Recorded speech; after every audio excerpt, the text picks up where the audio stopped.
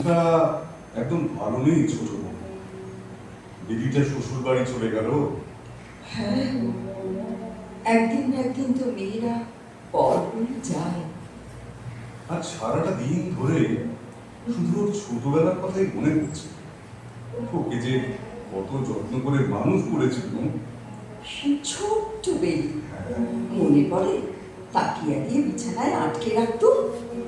তবু ওই এক রক্তি মেয়ে ওরই বয়সী কাউকে দেখলে কেমন হুঙ্কার দিয়ে তার উপর ঝাঁপিয়ে পড়তো বলো। ভাবখানা এই ছিল, দাঁড়া দেখাচ্ছি মজা, আমাকে আটকে রাখা হয়েছে। সেই যে গো, দার্জিলিং ওকে নিয়ে প্রথম যখন আমরা সবাই মিলে বেড়াতে গিয়েছিলাম, ও তখন কতটুকুই বা 10 কি 11। হ্যাঁ, তখন মাত্র 10 মাসের। যাওয়ার সময় ট্রেনে কি কাণ্ডটাই না বাঁধিয়েছিল। হুলু দিচ্ছি, পাখিকে ডাকছি, চেঁচিয়ে মেচিয়ে একেবারে একসাথ। কেন কেন কেন তা বলো না, একটু কাঁদেনি সেটা বলো। বেশ ভালো রকমের বিয়ে করেছে, খিদে পেলেও কাঁদেনি। ওই ঠান্ডায় রাত্রিতে উঠে দুধ গরম করে খাওয়াতো, তুমি তো তখন ঘুমের অতলে। মেয়েদের নিয়ে তোমার যা আদিক্ষেতা। এটা এত নরম মনে, এত সহজ স্বভাবে, সেই জন্যই ওকে সমস্ত দিক থেকে উপযুক্ত শিক্ষা দিয়েছি, যাতে স্বামীর ঘর করতে এতটুকু অসুবিধে না হয়। তার জানি নে, বাবা চিঠিতে চিঠিতে ভরিয়ে ফেলো ডাক বাক্স। আমি কি বাবু অত লিখতে পারি, না খোকা কুকু সামলে সময় পাই? তুমি পারো বটে। সেই যে বিয়েতে যাওয়ার সময় জাহাজ থেকে লিখলে। হ্যাঁ জানো, সেই দিনটা ছিল রবিবার। হঠাৎ বুঝলে, আমার কিরকম মনে হয়েছিল যে আমার এই আত্মাটা শরীর ছেড়ে বেরিয়ে জোড়াসাঁকোয় চলে গেছে। একটা বড় খাটে একধারে তুমি শুয়ে রয়েছো, আর তোমার পাশে বেলি আর খোকা শুয়ে। তারপর বেলি খোকাকে হাম দিয়ে ফিরে চলে এলুম। কিন্তু তোমার অনাসৃষ্টি কথা, স্বপ্ন টপ্ন দেখেছিলে বোধ হয়। জানো, সবচেয়ে বোধ হয় সুখের দিন ছিল আমাদের গাজীপুরে থাকার দিনগুলো। হ্যাঁ ঠিক, একেবারে ঘরের কোণে সন্ধেবেলায় আলোটি জেলে আপনার লোকের মধ্যে সুখে থাকা আনন্দ। আচ্ছা, তোমার তোমার ওই গাজীপুরের সেই বন্ধুর কথা মনে পড়ে? কি তারপর? ওই যে বেলিকে একটা পদ্য লিখে দিয়েছিলেন। ও দেবেন্দ্রনাথ, দেবেন্দ্রনাথ সেন। হ্যাঁ বেশ হ্যাঁ, লেগেন কিন্তু। হ্যাঁ, আমারও এখনো মনে আছে। বেলিকে উদ্দেশ্য করে লেখা, হাসি ফুল্ল মৃণালিনী আদুরি বলিয়া, সৌরভে ভরিয়া দিল চুমিয়া চুমিয়া, আনন্দ মদিরা কবি পিয়ে আঁখি ভরি, দুহে তার নাম বলি রাখিল মাধুরী। গাজীপুরে কি আনন্দটাই না করেছি। কলকাতা থেকে ইন্দিরা সরলাকে নিয়ে এলে সকালে বিকেলে গানে গানে ভরে উঠত বাড়িটা। ভালো কথা। অমলা কোথায়? অমলা, অমলা! কি শিগগির অমলাকে ডাকো। কি অমলাকে ডাকো, এক্ষুনি ভুলে যাবো তো। কি ভুলে যাবে? এই অমলা, চটপটে সুরটা খুলে দাও তো। এমন মানুষ আর কখনো দেখেছো অমলা? নিজের দেয়া সুর নিজেই ভুলে যায়। অসাধারণ মানুষের সবই অসাধারণ হয় ছোট বউ, চিনলে না তো? হ্যাঁ বলছি অমলা, সুরটা খুলে নাও তো।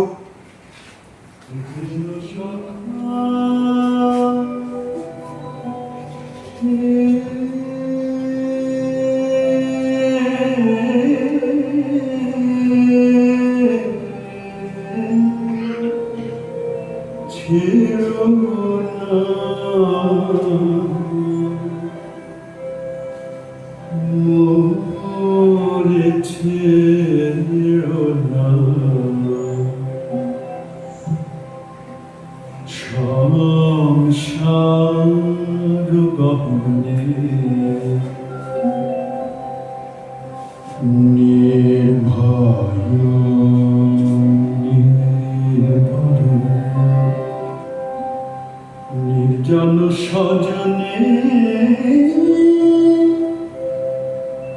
সঙ্গে রহ,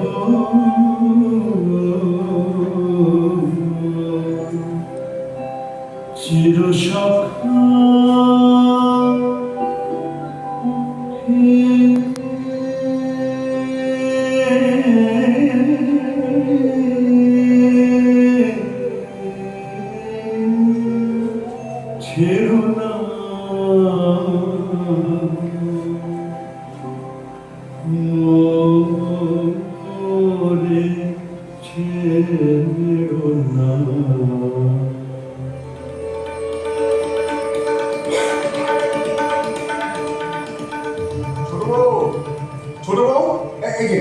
ছোট রানীর বিয়ে ঠিক করে দিই। হ্যাঁ, হ্যাঁ, মাঝে মাত্র 3টি দিন আছে, তারপর তিনি বিয়ে। বলো কি গো, এর মধ্যে রানীর বিয়ে দেবে? সে ছেলেটিকে আমার ভারী ভালো লেগেছে ছোট বউ, যেমন সুকুমার তেমন মিষ্টি স্বভাব, আর নামটিও বেশ, সত্যেন্দ্র ভট্টাচার্য। তাহলে এত তাড়াতাড়ি? এই তো সবে বেলির বিয়ে দিলে।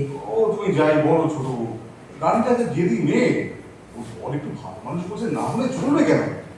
চিত বলেছে।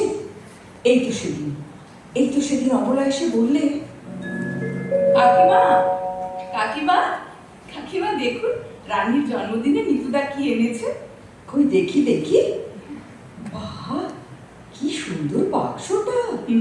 ও মা, হোয়াইট ওয়েলভেটের দোকানে? খোলো তো দেখি। হ্যাঁ, বাহ, কি চমৎকার ফ্রকটা, সিল্কের উপর লেসের ফ্রিল দেয়া। বাহ, চমৎকার। নিতুটা রানীকে যে কি ভালোই না বাসে। রানী, রানী, রানী দেখ, নিতুদা তোর জন্য কি সুন্দর উপহার এনেছে দেখ। আয়, আয় তো দেখি তোকে পরিয়ে দিই। এদিকে আয়। বাহ, বাহ, কি হলো? এই রে, সুন্দর না? আরে পরবো না, কেন? আমি পরবো না। ফ্রকটা না, আরে পরছিস কি? আরে অনেক সুন্দর জিনিসটা। আরে সবাই জানে, সবাই জানে আমি একদম সাজতে ভালোবাসি না। অনেক সুন্দর জিনিসটা। কি সর্বনাশ! দেখলে অমলা, এমন সুন্দর ফ্রকটা ছিঁড়ে ফেললে। আমি আমি এখন নিতুকে মুখ দেখাবো কেমন করে? কাকিমা জানিনি তো, ও একদম সাজতে ভালোবাসে না। আপনি যান, আমি দেখছি। ওর মধ্যে না, ওর মধ্যে একটা মহা প্রাণ আছে, আপনারা কেউ ওকে বোঝেন না।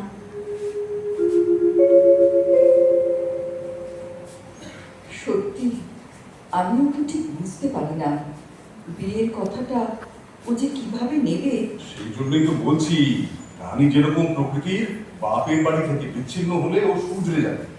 আর তাছাড়া বিয়ের পর প্রথম 2 বছর তো আমার কাছে থাকবে। তা কেন? ও তোমাকে তো বলাই হয়নি, ছেলেটি এলেনের ডাক্তার। ডাক্তার? হ্যাঁ, তা পাত্রপক্ষের একমাত্র দাবি পাত্রকে বিয়ের পর বিলেত পাঠাতে হবে। বিলেত পাঠাতে হবে? কই, একথা আগে বলনি তো। তার মানে আবার 1 গাড়ি টাকা? তা এত ভালো পাত্র, তাছাড়া উপায় কি বলো? কিন্তু এত কম সময়ের মধ্যে সব ব্যবস্থা হবেই বা কি করে? হবে হবে, সব হবে। কলকাতা শহরে নাকি কিছু আটকায়, শুধু তুমি একটু প্রসন্ন মনে কাজে লেগে যাও তো ছোট বউ, সব ঠিক হয়ে যাবে।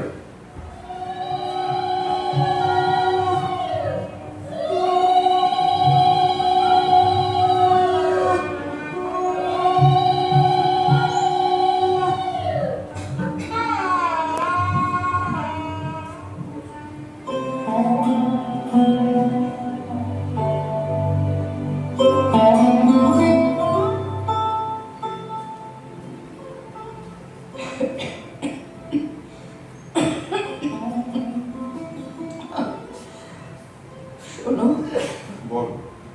তাড়াহুড়ো করে রানীর তখন ফুলসজ্জে হয়নি। আমি বলছিলাম কি, সত্যেন যখন চলেই এসেছে, তুমি তুমি ওদের ফুলসজ্জের ব্যবস্থা করো। আচ্ছা আচ্ছা, সে না হয় হবে।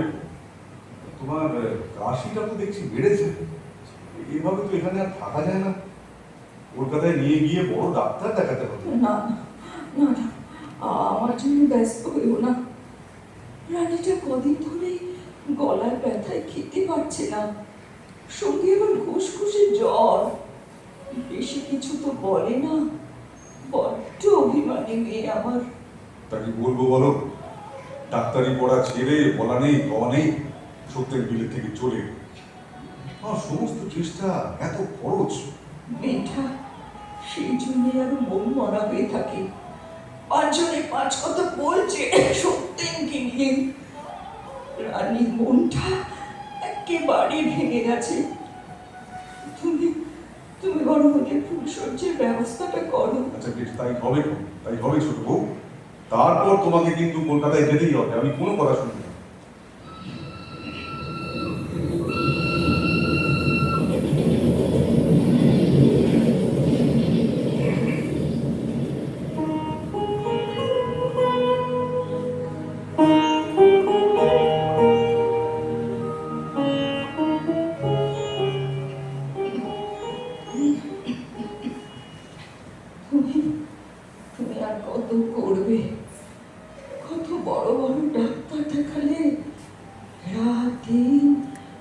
সেবা যত্ন,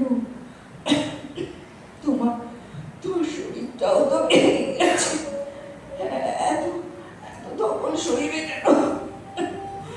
ওদিকে ওদিকে সব ছোট ছোট ছেলে মেয়ে। আহা, কথা বলবো না, একটু একটু ঘুমো তো, ঘুমো। ঘুমবো। একবার ঠিক পিসিমাকে ডাকো। এই তো পিসিমা কাছেই আছে। পিসিমা, আমি আমি বেশ বুঝতে পারছি আমার সময় শেষ হয়ে আসছে। সমী রইল, মীরা রইল, অসুস্থ রানীকে তুমি দেখো পিসিমা। আচ্ছা বেশ, এবার তুমি একটু ঘুমো দেখি, ঘুমো। এবার আমি ঘুমবো, এবার আমি নিশ্চিন্তে ঘুমবো।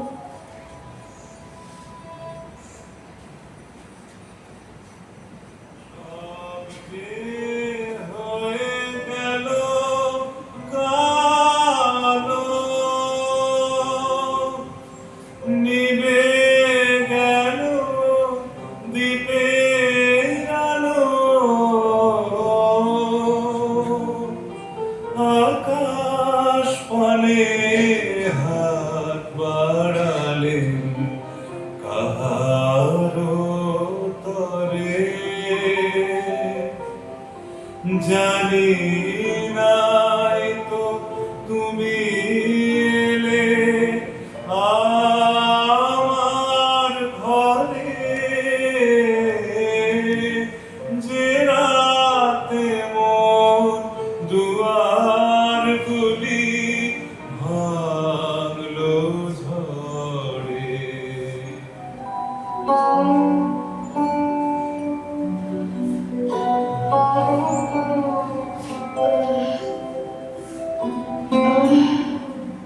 পিসিমা, রানীর জ্বরটা কি বেড়েছে? বাবা, কি রে, এই তো আমি। আজ সারাদিন তুমি কোথায় ছিলে বাবা? শুনুন তুই ওষুধপত্র কিছুই খাসনি। এই তো খাবো। দেখো দেখি বিয়ের কাণ্ড। আচ্ছা আমি না থাকলে তুই ঠিক মতো পথ্য করবি নে, ওঠ ওঠ ওঠ, খেয়ে নে। ডাক্তারের সাথে কথা বলে এলুম, জল খাওয়া বদলানো দরকার। হাজারিবাগে তো তোর জ্বরের উপশম হলো না, ডাক্তার বললেন আলমোড়া নিয়ে যাওয়ার কথা। বাবা, বল রানী। আচ্ছা আলমোড়া কি অনেক দূরে? অনেক দূর? কই না তো, নেই। এবার একটু ঘুমোতো মা চেষ্টা করে। আমি আমি তোকে উপনিষদের সেই মন্ত্রটা, সেই মন্ত্রটা তোকে শোনাই। ওম পিতানো হুসি পিতানো বোধি নমস্তে হস্তু মা হিংসি বিশ্বানি দেব সবিতর দুরিতানি পরাসুব यत् भद्रं तन्न आशुव नमः शंभवाय च मायोभवाय च नमः शंकराय च महेश्वराय च नमः शिवाय च शिवतराय च।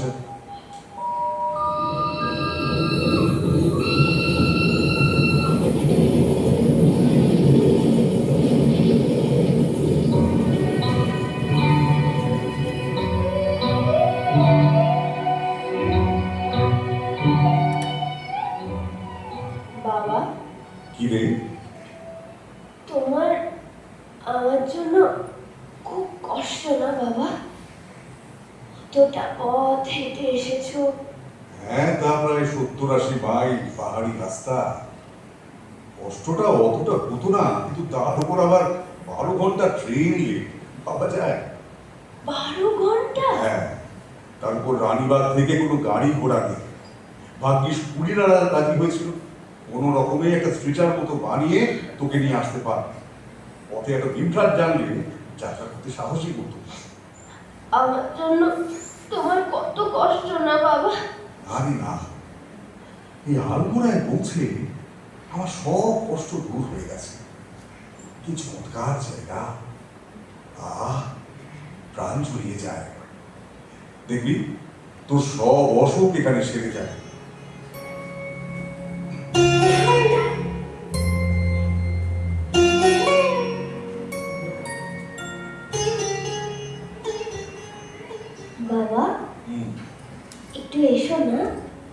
আমার কাছে একটু বসো। এখানে বসো। ওঠ ওঠ ওঠ। না বাইরে গাছের ছায়া তোকে শুয়ে দিচ্ছ। না, কেন? এখানে তো বেশ আছি। পাইন গাছের খাওয়ায় তো রোগ সেরে যাবে। ওঠ ওঠ ওঠ। আচ্ছা এই,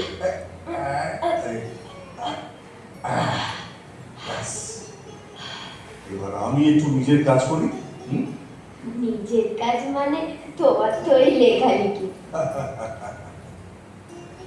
বাবা, বাবা, ও বাবা, হুম হুম। আচ্ছা তুমি কি লিখছো বলো তো? তুমি যখন ধ্যানমগ্ন হয়ে লেখো আমার কিন্তু বেশ লাগে। পারবি মেয়ে। আচ্ছা বলো না, কি লিখছো?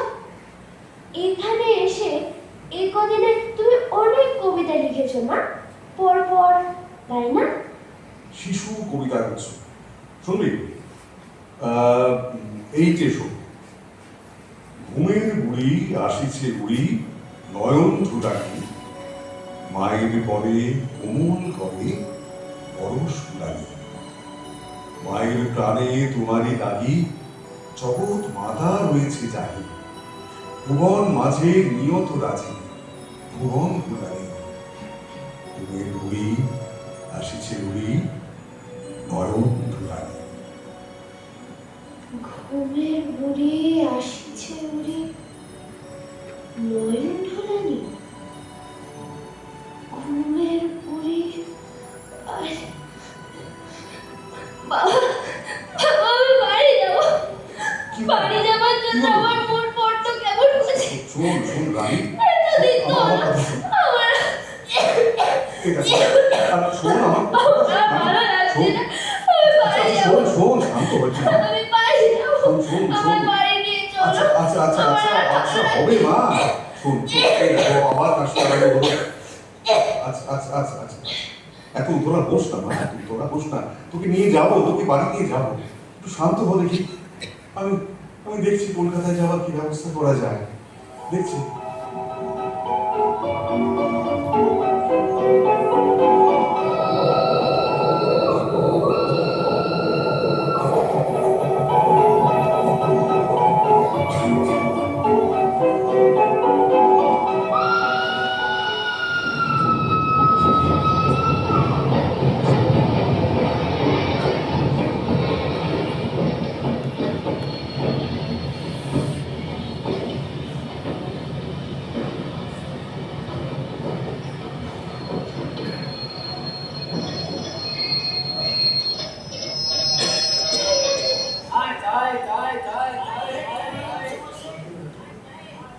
অনেকক্ষণ কিছু খায়নি মেয়েটা।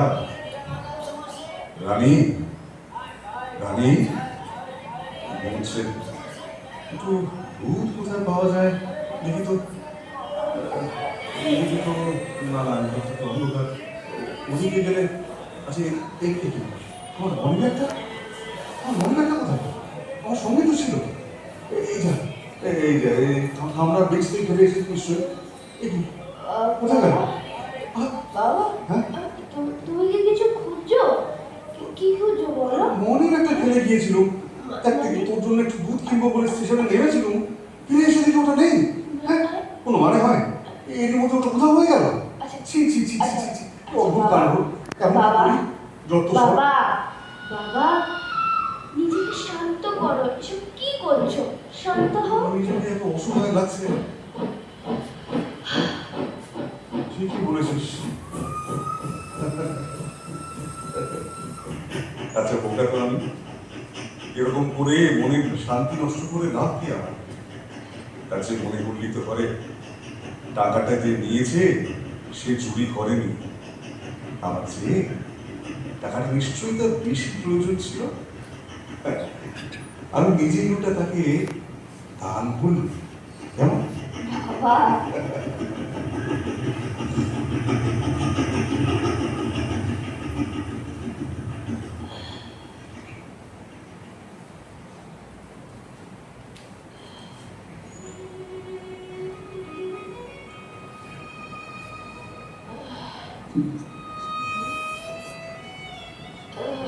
বেচারা বাবা,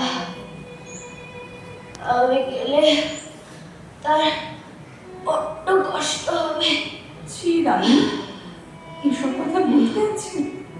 শুনলে শুনলে আমাদের কষ্ট হয় না? অমলাদি, তুমি ছোটবেলা থেকে আমাকে খুব ভালোবাসো না? তুমি তুমি কখনো দুষ্টু মেয়ে ছিলে না রানী, কখনো দুষ্টু মেয়ে ছিলে না। দেখো না, বাবার এত সেবার জন্য ডাক্তার যা যা বলেছে। এই দেখো দেখো, রোদের তাপে আমার রোগ সেরে যাবে বলে ছাদের ঘরে কাছে ঘর করে আমাকে রেখেছে। আহ, কথা বলো না রানী, কথা বলো না, সেটা বেড়ে যাচ্ছে, কথা বলো না এত। আর কতদিন কথা বলবো অমলাদি? যা বলার এবার শেষ করে নি।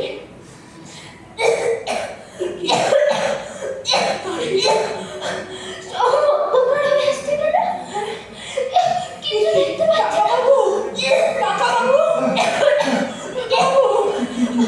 বাবা, বাবা, বাবা, তুমি কোথায়? বাবা, বাবা, ও পিতামর্ষি, একবার বলো, একবার বলো। পিতানবধি নমস্তে হস্তু মামাহিসি। তুমি আমাদের পিতা, পিতার ন্যায় আমাদের জ্ঞান শিক্ষা দাও।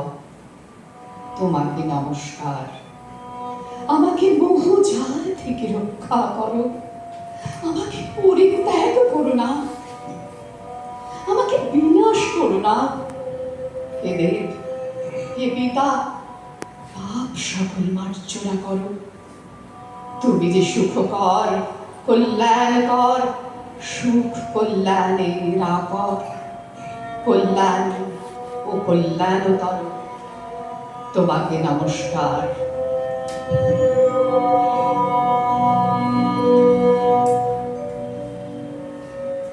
এই যে রথি, তোর আমেরিকায় যাওয়ার সব ব্যবস্থা পাকা করে এলি। নাম করা কৃষি কলেজ, ওখান থেকে কৃষিবিদ্যাটা শিখে না এলে এখানকার চাষাবাদে বেশি দূর এগুলো যাবে না। তোর সঙ্গে শ্রীশের ছেলে সন্তোষও যাবে, দুজনে একসাথে থাকলে সুবিধেই হবে। আমারও চিন্তা কোনো থাকবে না। না না, সমীকে নিয়ে চিন্তা করিস না, মীরা আছে, আমরা আছি, তুই কোনো চিন্তা করিস না। হাতে মাত্র কটা দিন, তুই আর দেরি করিস না রথি। যা যা, বাসু গুছিয়ে নে, যা।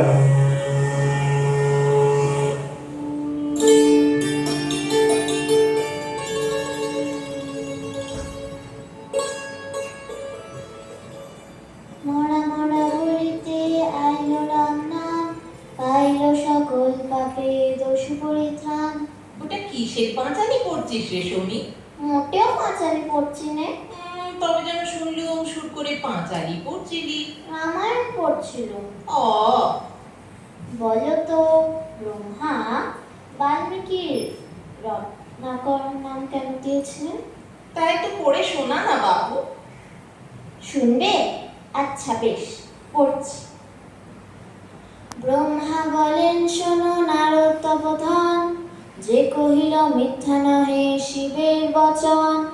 রাম নাম ব্রহ্মস্থানে পেয়ে রত্নাকর, সেই নাম জপে 60 বছর বৎসর। এক নাম জপে এক স্থানে এক আসনে, সর্বাঙ্গ খাইল বল্মিকের কীটগণে। বল্মিকের মধ্যে মুনি রাম নাম ডাকে। ও, তুমি জানো? পড়বো না, যাও। আরে আরে, চললি কোথায়? বাবার কাছে, দেহলিতে। ওরে বাবা এখন ওখানে নেই সমী, যাস নে।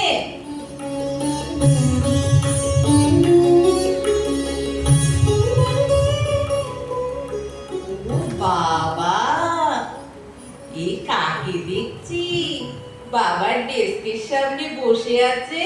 দেখো তো বড় উঠান, আমাকে ঠিক বাবার মতো দেখাচ্ছে কিনা। আহা, সিংহের আসনে শেয়াল বসেছে, আবার বলছে কেমন দেখাচ্ছে। কি লেখাই না লিখছে। যাও বড় বউটা, তুমি একবার বলো না আমাকে ঠিক বাবার মতো দেখাচ্ছে। আচ্ছা আচ্ছা, তাই না হয় বলি। সত্যি করে বল তো শুনি, তুই সবচেয়ে বেশি কাকে ভালোবাসিস? বলবো না বলছি। তুই বাবাকে এত ভালোবাসিস, তুই বাবার কাছে শুস নে কেন? বাবা বুঝি কাউকে নিয়ে শুতে পারেন? আচ্ছা, আমি এবার বাবাকে বলবো সৌমিকে নিয়ে আপনি একদিন শোবেন। সে আপনার কাছে বড্ড শুতে চায়। ভালো হবে না বড় বউটা, বাবাকে এসব বললে ভালো হবে না বলছি। তোমার সঙ্গে কখনো কথা বলবো না, কখনো না। ওই দেখো আবার রাগ করে। শোন, যাস নে, আর বলবো না।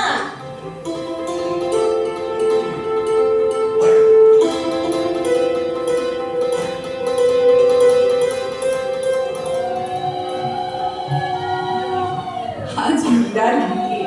উফ, আমার যে কি আনন্দটাই হচ্ছে বেলা। আমাদের সবচেয়ে আদরের ছোট্ট বোনটি।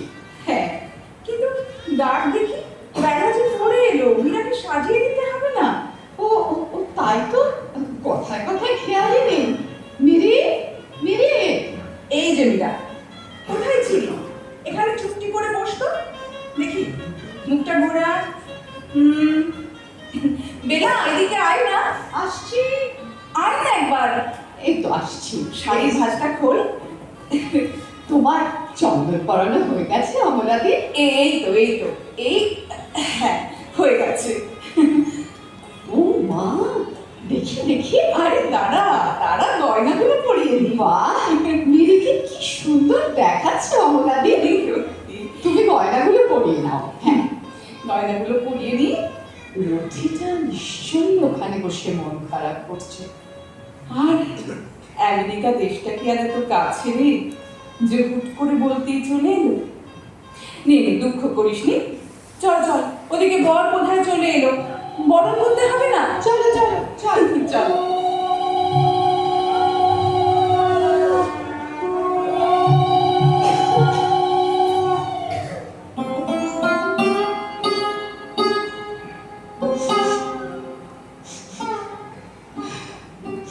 বেলা, বেলা, বেলা, নিজেকে শক্ত করো। আরে একবার বাবা মশাইয়ের দিকে তাকিয়ে দেখো তো, ভেতরে ভেতরে ভেঙে টুকরো টুকরো হয়ে গেছেন, অথচ বাইরে কেমন শান্ত সমাহিত। তার লেখালেখি আশ্রমের কাজ কোথাও তো একটুও থেমে থাকেনি, কর্তব্যে তো কোথাও এতটুকুও ভাটা পড়েনি। জানি বাবা শিখিয়েছেন ভগবান আনন্দময় মঙ্গলময়। তিনি কেমন মঙ্গলময়, আমাদের সবার আদরের ছোট্ট ভাইকে তিনি কেড়ে নিলেন। বেলা, একটু শান্ত হও। তুমি না খুব দুর্বল হয়ে পড়েছো, কতদিন ধরে তো একদমই শয্যাশায়ী। আচ্ছা আচ্ছা, একবার আমার কথাটা ভাবো তো। এই জীবনের মতো আমার সব ঘুচে গেছে, হাসি আনন্দ, বাকি জীবনে আমাকে মৃতপথই থাকতে হবে। ছি ছি বেলা, ছি। আমি আমি কেমন করে ভুলবো আমার ছোট্ট ভাইটাকে বলো? আচ্ছা, ও যদি ভোলার সাথে মন্দিরে না যেত তাহলে তো এমনটা হতো না। কলেরা বেলা, এর আর ওষুধ কি? আমরা কি বা করতে পারতুম বলো? কি সুন্দর ছিল দেখতে। বাবা আদর করে বলতেন সৌমি ঠাকুর, ঠিক বাবার মতোই হাব ভাব। বাবার ডেস্কের সামনে খাতা পেন্সিল নিয়ে বাবার মতোই ভান করতো। হ্যাঁ, বেঁচে থাকলে না সমী ঠিক বাবা মশাইয়ের মতোই হতো। ওর তো সব গুণই ওর মধ্যে ছিল। ছোট্ট সঙ্গী, সেই যে সবাই যখন খেলার মাঠে, তখনও হোমিওপ্যাথিক ওষুধের বাক্স ঝুলিয়ে চলে যেত ভুবন ডাকার মাঠে। বাবার নির্দেশ মতো ওষুধ দিত সবাইকে। ওই এক ফোঁটা ছেড়ে মা মারা যাবার পরে একদিন রাতে ঘুম ভেঙে সমী মাকে খুঁজেছে। বাবা সঙ্গে সঙ্গে ছুটে এসে সমীর ছোট্ট হাতটা নিজের নিজের মুঠোয় ধরেছেন। সবে মার হাত মনে করে বাবার হাত মুঠোয় নিয়ে আবার ঘুমিয়ে পড়েছে। আর সবে মাঝরাত্রে জেগে উঠবে না। কেঁদো না বেলা, কেঁদো না। যে গেছে সে তো আর ফিরে আসবে না। আমার সব সময় মনে হয় সবই আমার সঙ্গেই রয়েছে, আমার পায়ে পায়ে ঘুরছে আর গুনগুন করে গাইছে। ওই যে একটা গান খুব গাইতো না, এ কি লাবণ্যে পূর্ণ প্রাণ, হ্যাঁ, ভারী চমৎকার গাইতো কিন্তু। ঠিক বাবার মতো শান্তিনিকেতনের আকাশে বাতাসে গান গাঁথলে চিরদিন সেই গান শোনা যাবে। আমার ছোট্ট ভাই সমী গাইছে।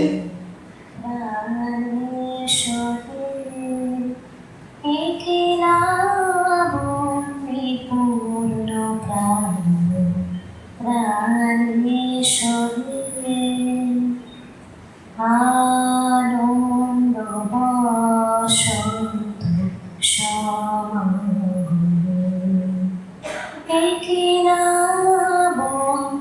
পূর্ণ প্রাণ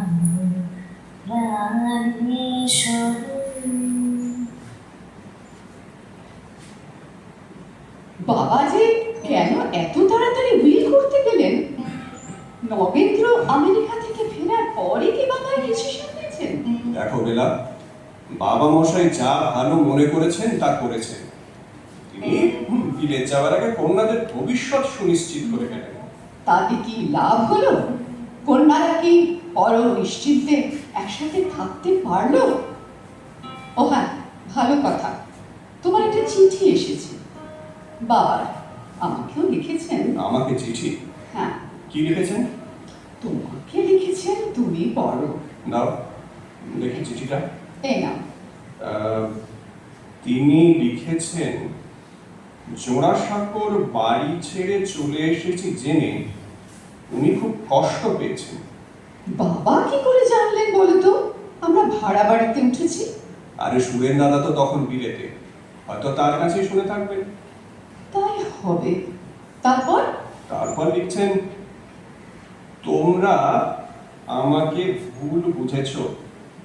আমার মনেতে সেরকম থাকলে তোমরা কি কোনো মতেই তা ক্ষমা করবে না? আমার দেশে ফেরার সময় আসন্ন, কিন্তু তোমাদের মন আমার প্রতি বিমুখ হয়ে রয়েছে এ কথা মনে এলে দেশে ফেরার সুখ আমার নষ্ট হয়ে যায়। ভুল বোঝার তো কোনো কারণ নেই। বাবা তোমার উপর ভরসা করতে পারলেন না, এমনকি রথির উপরেও না। সে তিনি নাই করতে পারেন। তিনি নগেন্দ্রকে যোগ্য মনে করেছেন, তাই জমিদারের সমস্ত দায়িত্ব তাকেই দিয়েছেন। আর তাছাড়া বাবা মশাই তো নগেন্দ্রকে আবার আমেরিকা থেকে এগ্রিকালচারের ওপর উচ্চ শিক্ষার জন্য পাঠিয়েছিলেন। তা হয়তো ওই আশ্রমেরই কাজে লাগবে। তাই বলে তত্ত্ববোধিনী পত্রিকার দায়িত্ব? ঠিক আছে, এতেও আমি কিছু মনে করছি না। খরচের অজুহাতে দ্য স্টেটসম্যান পত্রিকা বন্ধ করে দিলাম। ওটা তোমার জন্য আসতো, এটা অপমান নয়? আরে ঠিক আছে বেলা, ঠিক আছে। এই ব্যাপারে অযথা কেন মাথা ঘামাচ্ছ বলো তো? আমরা তো ও বাড়ি ছেড়েই চলে এসেছি। এবার তোমার চিঠিটা দেখো তো, কি লিখেছেন? বাবার চিঠি পড়লে আরো দুঃখ বাড়বে। বাবা তো সবকিছু জানেন না, অভিমানটা আমার শেখাবে। আরে বড়ই না। বাবা লিখেছেন, বেল, যদি তোর মনে এই ধারণা হয়ে থাকে যে আমি তোদের ভালোবাসিনি, তাহলে এর চেয়ে ভুল ধারণা আর কিছুই হতে পারে না, এ কথা নিশ্চয় জানিস।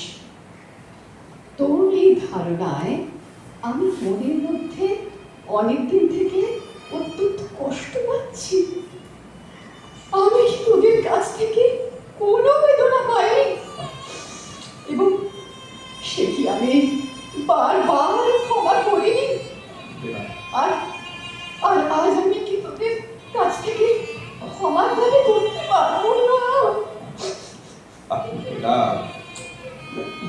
শান্ত হও। আর তোমার তো শরীর খারাপ, এত উত্তেজনা তোমার পক্ষে ভালো নয়।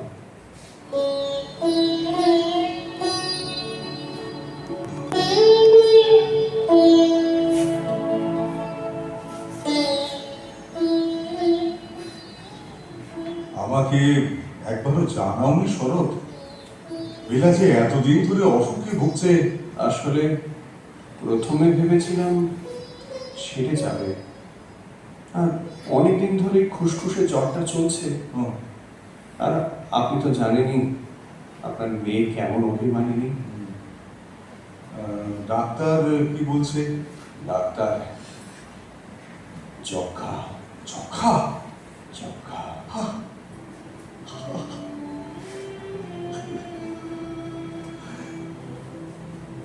শরৎ, বলুন। আমি কিছুদিন কলকাতাতেই থেকে যাব। বেশ। ভাবছি অ্যালোপ্যাথি যেমন চলছে চলুক, সঙ্গে হোমিওপ্যাথি ওষুধ দেব। চলো চলো বেলাকে দেখে আসি কি। আসুন আসুন। বেলা, বেলা, বেলা দেখো কে এসেছেন। এভাবে এভাবে আমাকে শাস্তি দিলি? বাবা, তোর অসুখের খবর না জানিয়ে? তুমি এসেছো বাবা? কাঁদিস রে, কাঁদিস রে, তুই কিচ্ছু ভাবিস নে রে। না বাবা, আমি এবার ভালো হয়ে যাব। তুমি আমায় আবার আগের মতো গল্প বলো বাবা। গল্প? গল্প শুনবি? সেই কাবুলিওয়ালা গল্পটা শুনবি? আমি কি তোমার সেই ছোট্ট মিলি আর আছে নাকি? বটেই তো, বটেই তো।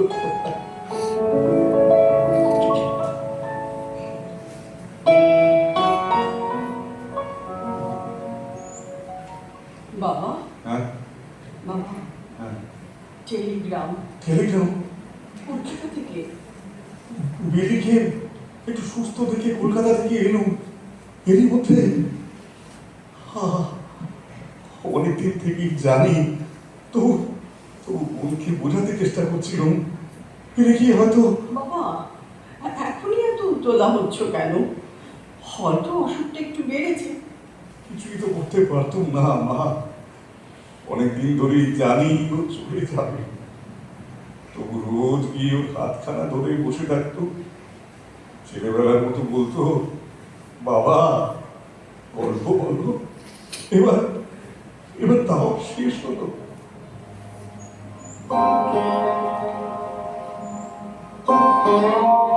এই কথা সদা শুনি, গেছে চলে গেছে চলে, তবু রাখি বলে বলো না সে নাই, সে কথাটা মিথ্যা, তাই কিছুতেই শোকে না যে মরবে গিয়ে বাজে।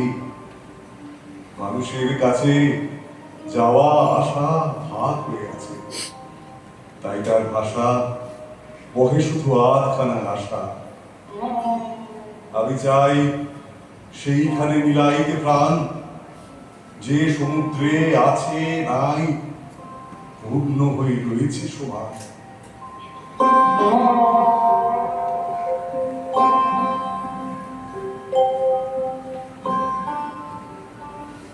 ডাক্তারে যা বলে বলুক না গো, রাখো রাখো, খুলে রাখো শিয়রের ওই জানলা দুটো, গায়ে লাগু খাওয়া। ওষুধ আমার ফুরিয়ে গেছে, ওষুধ খাওয়া। মীরা, হুম, কি করছিস? ও অবলাদি, এসো। বাবার লেখা পড়ছিলেন। দিদি যখন মৃত্যু শয্যায়, বাবা কলাতাকা লিখতে শুরু করেছিলেন। এক একটা কবিতা বলে মনে হয় দুঃখের ভার বইতে না পেরে বাবা যেন কষ্টের মালা গেঁথে চলেছে। এই দেখো না, এই দুটো লাইন। স্তব্ধ হলো একদিন এসে, বিজু যখন চলে গেল মরণ পারের দেশে, বাপের বাঁধন কেটে। সত্যি মৃত্যুর কি আশ্চর্য ছবি এঁকেছেন পলাতকের পাতায় পাতায়।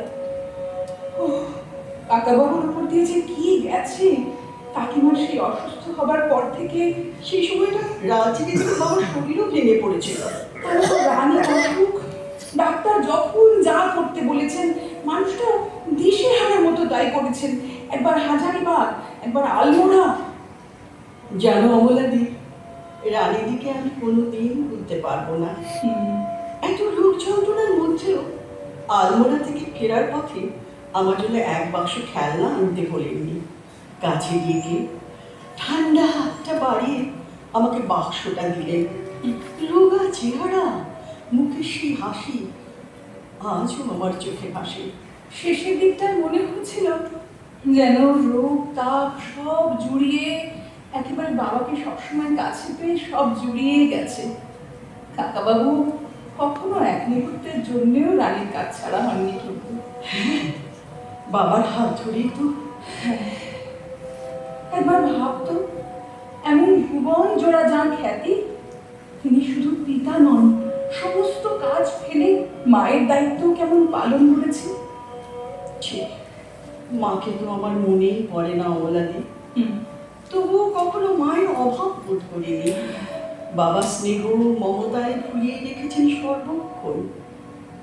আচ্ছা অমলাদি, তুমি কি খেয়াল করেছো আজকাল বাবা যেন কি হয়েছে? সময় পেলে প্ল্যান চেক করছেন আর দিদির সঙ্গে কথা বলছেন। হ্যাঁ হ্যাঁ, আমারও মনে হয়েছে জানিস, কেমন যেন ঘোরের মধ্যে আছে একটা।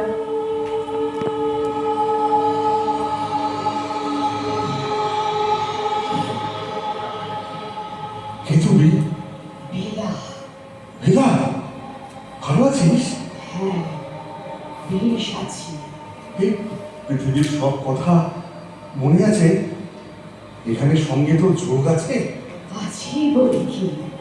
সমীর সঙ্গে দেখা হয়, তাকে পাস কাছে?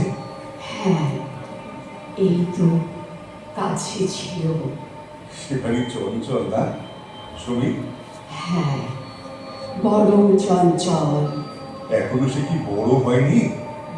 তার চঞ্চলতা কি ঘুচলো না? না, এখনো কেউ ওকে সামলাতে পারে না। আগে মনে আছে তো, কবিতা শুনতে ভালোবাসতো, পঞ্চ নদীর তীরে বিনি পাকাইয়া শিরে। এখনো সে ভাব আছে ওর? তুমি কবিতা যখনই পড়ো, হ্যাঁ। ও ছুটে যায়, তাই? আমাকেও টেনে আনে। ভালো লাগে? আমার আমার আমার কবিতা শুনিস? হ্যাঁ, বেশ সুন্দর। সেদিন যে অভিনয় হয়েছিল তপতি, শুনেছিলি? বাহ, ছিল যে সেই দিন, ভালো লেগেছিল? বড় সুন্দর। আমি আমি যুবা সেরেছিলুম, আমাকে দেখেছিলি? মানিয়েছিল সুন্দর। আর অমিতাকে? অমিতাকে কেমন লাগে? ভালো। আর এই শান্তিনিকেতন, শান্তিনিকেতন মনে পড়ে? পরে বই কি? এই যে এখন এখানে আছি, সব জানতে পারছিস, বুঝতে পারছিস? পারছি, জানি, সব জানি, সব জানি বাবা। মনে হলো আকাশ পানে চেয়ে আমার বামির মতোই যেন অমনি সে এক পেয়ে নীলাম্বরের আঁচল খালি ঘিরে দীপশিখাটি বাঁচিয়ে একা চলছে ধীরে ধীরে। লিপ্ত যদি আলো, যদি হঠাৎ চেত স্বামী, আকাশ ভরে উঠত কেঁদে, হারিয়ে গেছি আমি।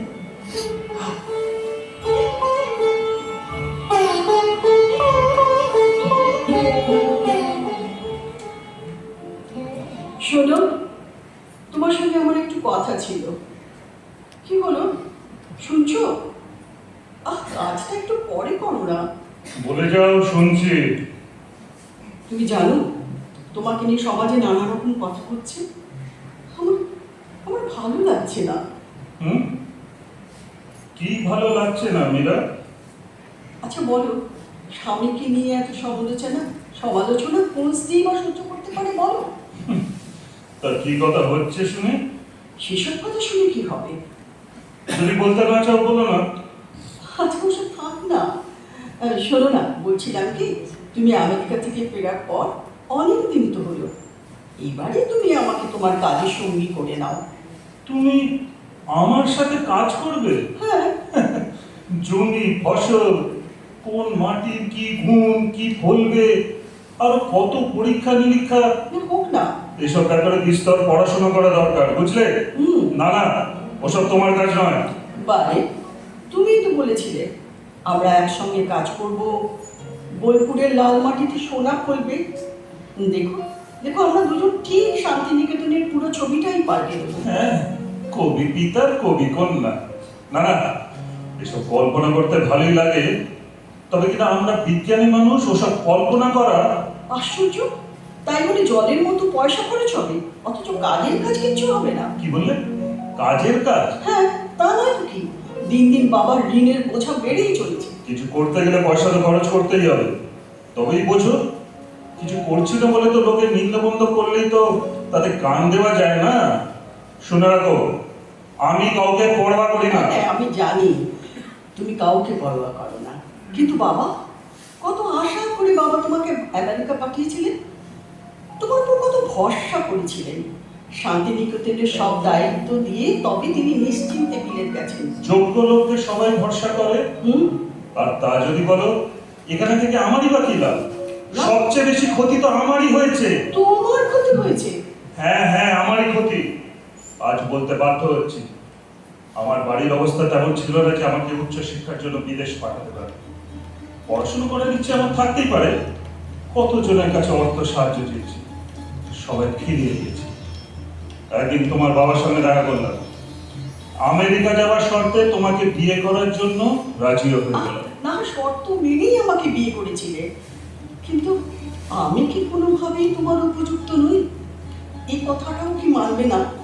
তোমার সঙ্গে মানিয়ে চলার সব রকম চেষ্টাই আমি করেছি। আর আমি, আমাকে কি মূল্য দিতে হয়েছে? মূল্য দিতে হয়েছে? ওই যে তোমাদের সমাজের রীতি নীতি যা আমি মানি না, আমাকে মানতে হয়েছে। আমার মত, আমার বিশ্বাসকে ছোট করতে হয়েছে। না, যা আমি কুসংস্কার মনে করি, অনাবশ্যক মনে করি, তাই আমাকে স্বীকার করে নিতে হয়েছে। না না, এটা আমার পক্ষে ক্ষতি নয়। না, কখনোই নয়। বাবা কখনো কোথাও তোমাকে জোর করেননি। তুমি পাছে বাবাকে ভুল বোঝো, তাই বাবা বারবার তোমাকে চিঠিতে জানিয়েছিলেন তোমাদের সমাজ বিরুদ্ধ উপদেশ বাবা তোমাকে কখনোই দেবেন না। আমি তো আর তা বলছি না, তবে আমি তোমাদের সমাজের কথা বলছি। বা সমাজে থেকে তো সমাজের বাইরে যাওয়া যায় না। আসলে কি জানো, আমার গতি প্রকৃতির সঙ্গে তোমার গতি প্রকৃতি কোনোদিনও মিলবে না। না হয় নাই মিলল, কিন্তু আমি তো প্রাণপণ মেলাতে চেষ্টা করেছি। আমার বাবা আমাকে সেই শিক্ষাই দিয়েছেন। আচ্ছা দেখো, এমনিতে তো ছেলে মেয়ের পড়াশোনার ভীষণ ক্ষতি হয়েছে। ও নিয়ে তোমায় ভাবতে হবে না। নীতিন্দ্রকে আমি আমার সঙ্গে নিয়ে যাব। মানে তোমার সঙ্গে নিয়ে যাবে কথা? হ্যাঁ, আমার সঙ্গে। কোথায়? কেন? সেন্ট পলস তো বেশ ভালো স্কুল, তাছাড়া দার্জিলিং এ কিন্তু বেশ ভালোই আছে। না, এ দেশে ওর পড়াশোনা হবে না। ইউনিভার্সিটি আমাকে বিলেতে পাঠাচ্ছে, আমি আমার সঙ্গে নিতুও যাবে। না না না, তুমি ওইটুকু ছেলেকে আমার কাছ থেকে অত দূরে নিয়ে যেও। ও আমার ছেলে, ওর ভালো মন্দ আমি বুঝবো। না, বুঝলে? শোনো শোনো, আমার কথা শোনো।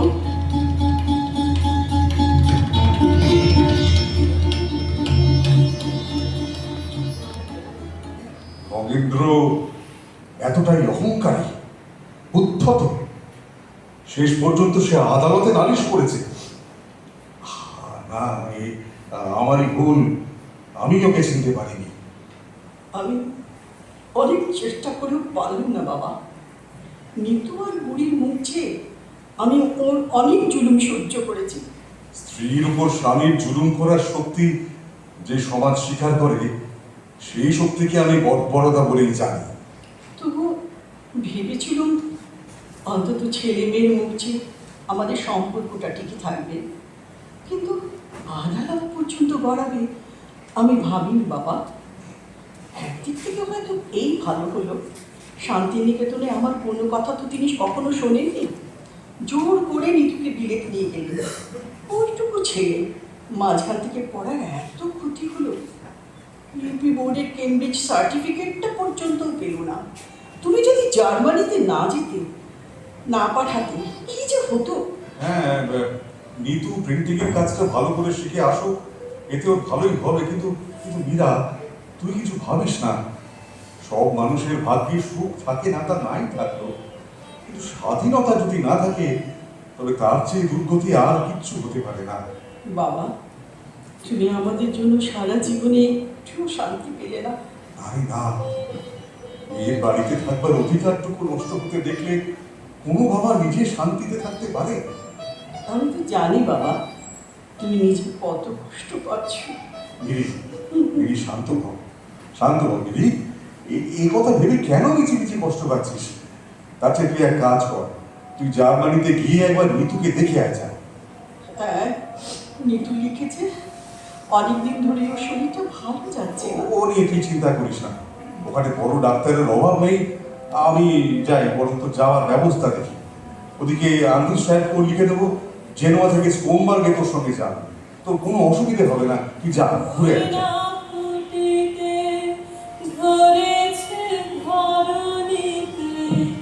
যেন দেবর পথে হারালো ধারা, জানি হে জানি তাও হয়নি হারা, জীবনে যত পূজা হলো না সারা, জানি হে জানি তাও হয়নি হারা।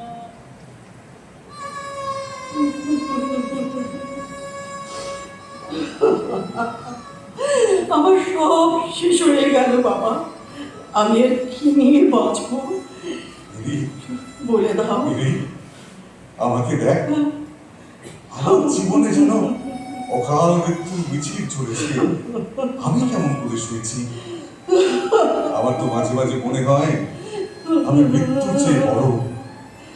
আর তাছাড়া যার শোক সেটা তো একান্তই তার, কিন্তু কোলাহল করে প্রকাশের জিনিস নয়।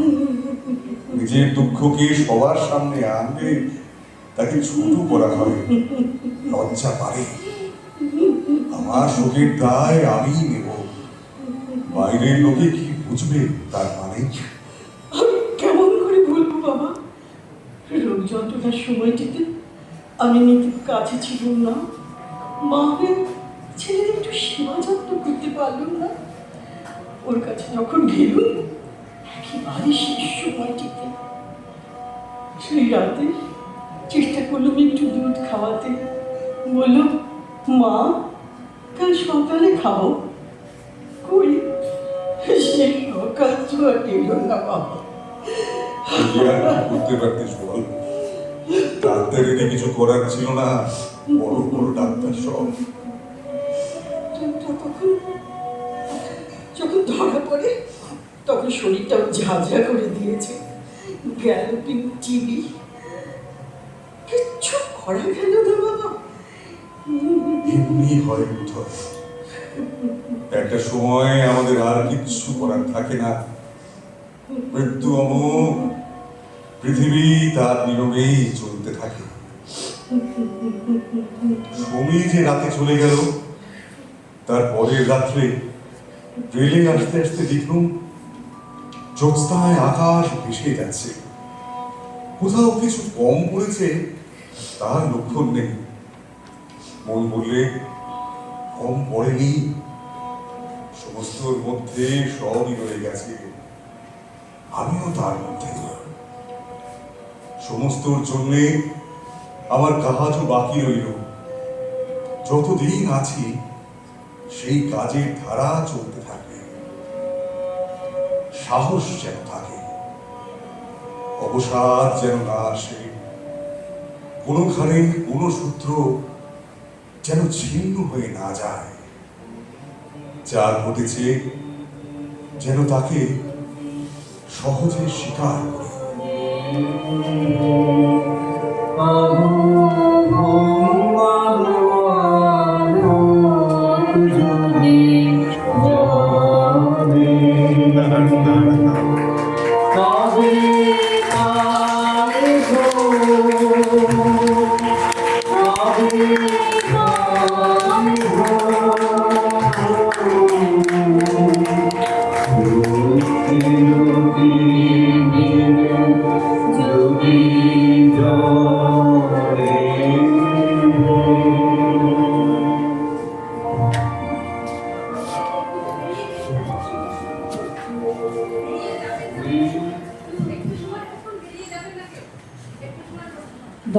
পেছনে যারা বসে আছেন সবার কাছে আমার একান্ত অনুরোধ, আপনারা এক্ষুনি সমাধিও ছাড়বেন না, একটু সামান্য সময় আপনারা একটু অপেক্ষা করুন।